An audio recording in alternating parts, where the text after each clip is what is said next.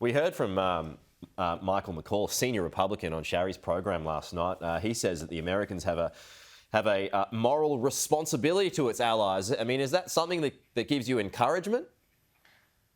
Look, we'll use every message that we can in terms of the discussions that we can have with different parts of the world. But equally, we want to talk about moral responsibilities. Well, all of us as advanced nations, and particularly countries managing COVID far more successfully than less developed parts of the world, have moral responsibilities to less developed countries facing huge health crises. Things are tough in Australia right now.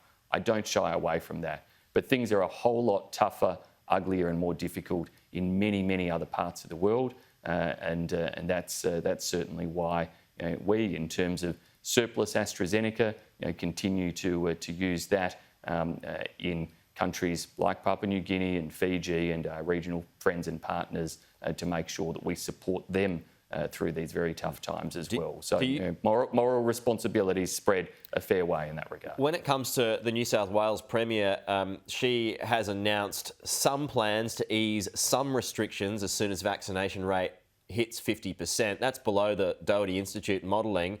How would you feel about that? Do you support that? Depends very much what they are and how it's done. So, Pete, when you look at what I've seen, some of the reports about careful approaches to allowing some construction activity to resume. Well, Victoria was able to manage having some construction activity undertaken whilst still getting on top of an outbreak, and that was without a vaccine program in place. Admittedly, also without it being the Delta variant. So there are pros and cons to consider there.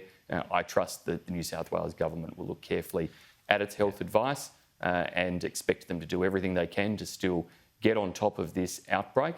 But clearly, where they can, inside that health advice, safely let people resume certain activities, then that's okay. There's just not going to be interstate travel from Sydney or New South Wales, at least, is there, when vaccination levels are 50% and not near 80%?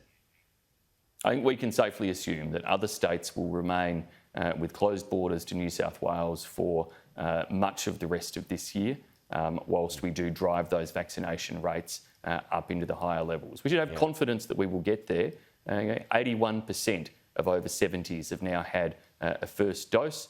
Around 42%, I think it is, of the entire over 16 population has had a first dose. So we're seeing those numbers climb really strongly, and I'm confident we will hit targets this year, but quite understandably, other states and territories will want to make sure they protect themselves from the Delta outbreak, and that's important in terms of the openness of those economies and communities. Yeah, so while Delta is in the community, do you accept that interstate travel at Christmas could be unlikely this year?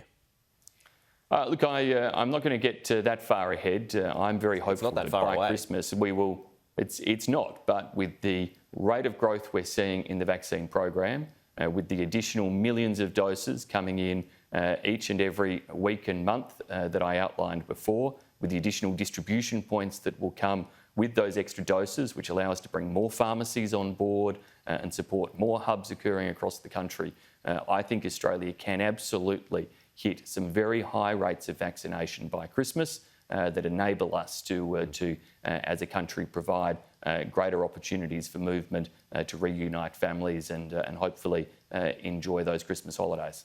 Okay, Simon Birmingham, thanks for your time. Thanks, Pete. My pleasure.